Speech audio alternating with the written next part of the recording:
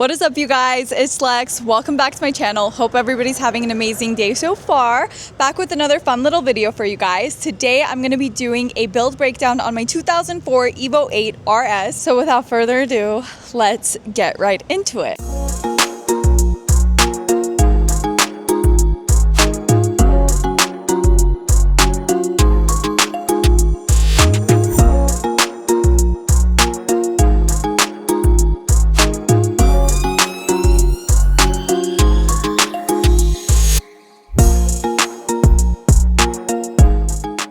I'm gonna start with the cosmetic stuff. If I do say so myself, I think she's pretty freaking clean.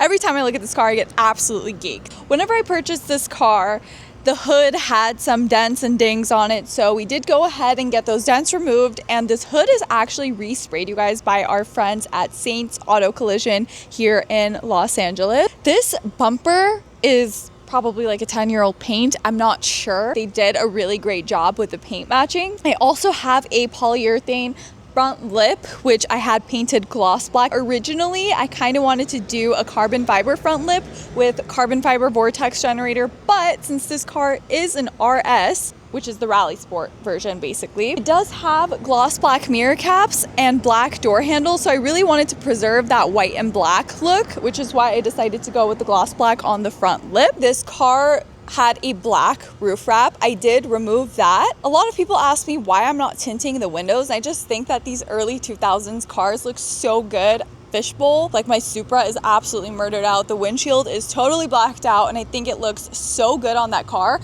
But on this car, I don't know, man. You just have to see the interior because it's really cool. Moving on to the wheel and tire setup. These were on the car when we purchased it as well. Not sure the name of these wheels, but they are Wet Sports. The tires are Dyno NT05s, which I will be changing for some R888s pretty soon. And although I do really like these wheels, I just feel like it's not really me. But it's so hard finding wheels for this car, you guys.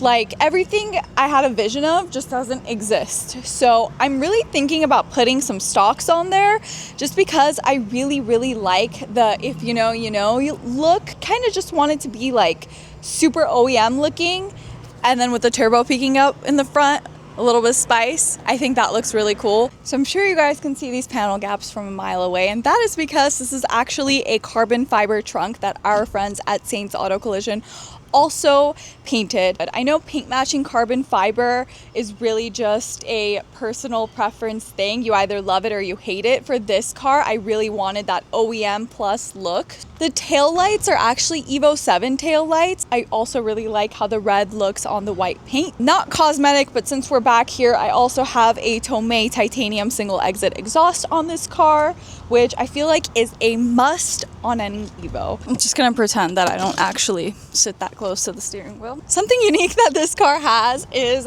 crank windows because it's an RS. It also has no AC because it's an RS. We need all of the weight reduction that we can get. I have a weighted shift knob in here, as well as a Torque Solutions short throw shifter. We have some AM gauges in here. Ronnie's actually gonna use the oil pressure gauge as a failsafe, so he's gonna wire it to the ECU. Speaking of the ECU, this thing is going to be going on a Link ECU very soon. Now this thing is on the stock ECU running one of Ronnie's base maps. We've been meaning to put this car on the dyno and tune it, but we have been so freaking busy here that we haven't gotten the chance. But as far as the ECU goes, as you guys know, this is Ronnie's department, so we'll come back to this later.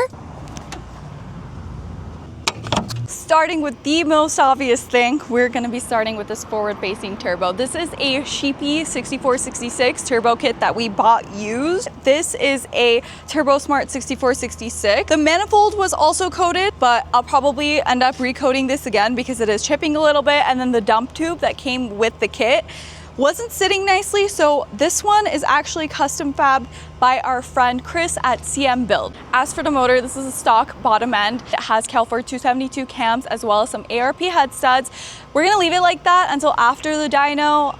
I have a feeling Ronnie has an itch to blow this car up too. He won't leave it alone until he does, and he can put a built motor in this thing. So to run these forward-facing kits, you essentially need to swap your radiator to a half radiator. So we have a black one from CSF, keeps the car nice and cool. Been really loving how this setup turned out. This thing also has a full radium fuel system, which I have a video on my channel installing. Pretty much have a video installing everything that's been installed on this car on the channel. So go check it out if you're interested in seeing that. We have the fuel rail here, the fuel line, and I'll go lift up the seat in a little bit to show you guys that double pumper. We have a short route intercooler piping. It is about 2.5 inches in diameter, and a Busher 3.5 inch front mount intercooler.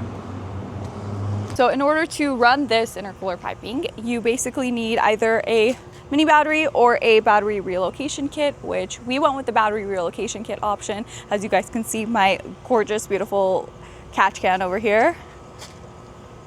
As far as the catch can goes, this is a DI Fab catch can. A lot of people ask me about this. It also requires a battery relocation kit or a mini battery. So obviously we went with the battery relocation kit option, which is in the trunk. I will show you guys that in just a second, but overall it just looks really good and it's pretty affordable as well. The other cool thing about the DI Fab catch cans is if you opt for this kit, they basically give you all of the wires and hardware for the battery relocation kit. As far as the transmission goes, I do have a built 5-speed transmission in this car. It is still a synchro transmission, so no dog box or anything yet. Clutch is upgraded as well to an ACT mod twin disc, which I highly recommend. It's one of my favorite mods that I have done on this car so far. It drives even more stock than stock. If you know, you know. I also have a built transfer case on this car. It does have a WaveTrack LSD as well as a hardened ring and pinion. We also have a built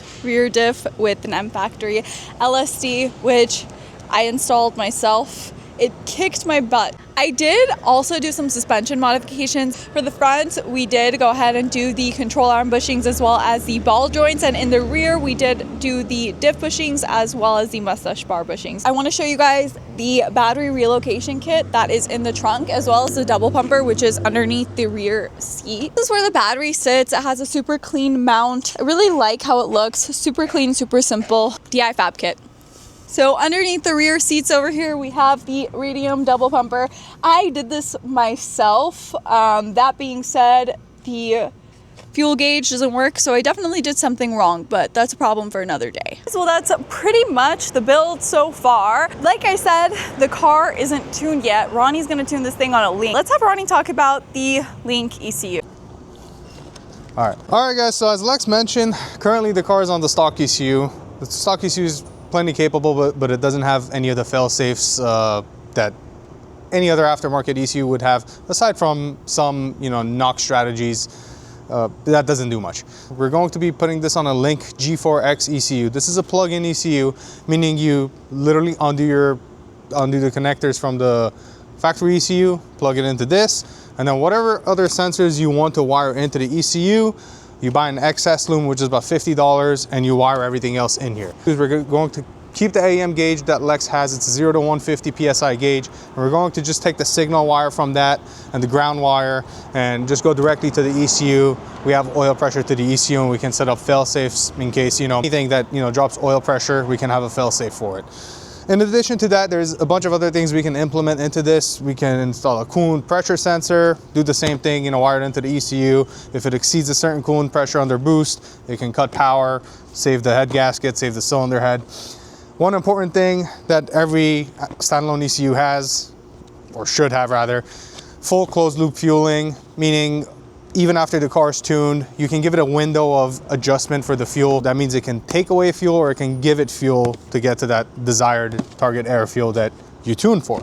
Another thing Lex mentioned is this is a stock bottom end vehicle. So what we're going to do is once we push this thing to almost to its limits, what we're going to do is we're going to take these 272s out. We're going to put some GSC 280s in there, S3s, and upgrade the regular ARP head studs to some 625 head studs. Maybe make, 800 would be a pretty nice number for a 20-plus-year-old engine. Of course, we have to get some exhaust sound clips that are gonna be loud and obnoxious.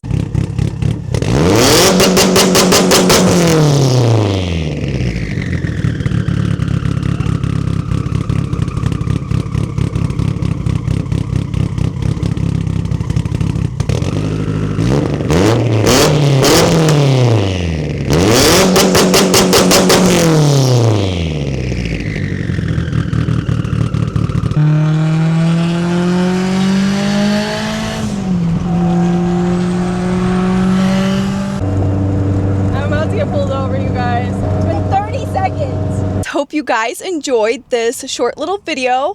Let me know in the comments what you guys want to see next. Make sure you give this video a thumbs up, make sure that bell notification is on, and make sure you guys are subscribed to see all the future videos, and I will see you guys next time.